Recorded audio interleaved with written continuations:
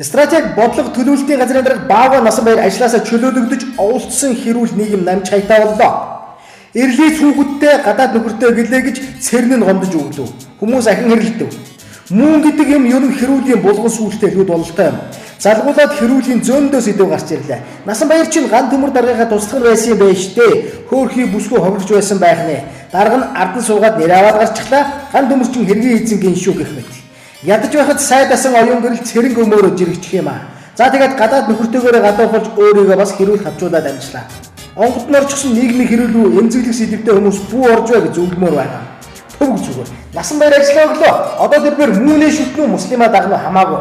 Тэгэхээр ер нь бол Насанбаяргаа орхиод хэрүүл хараад мөрдлөг мөшөлгөө аяа өөр тийш чиглүүлвэл яасан юм.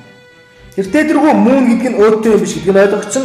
Тийм болохоор Монголд мөний хэдэн сүм байна гэдэг ч юм уу, мөний уршгаар хэд хичнээн охид бүсгүүчүүд гадаадад гарч зовж зүдэрч явааг олж буцааж автирдаг ч юм уу, нэг тийм хэрүүлч биш бүтээлч тал руугаа хэлбийвэл яасан юм бэ бүгдээрээ.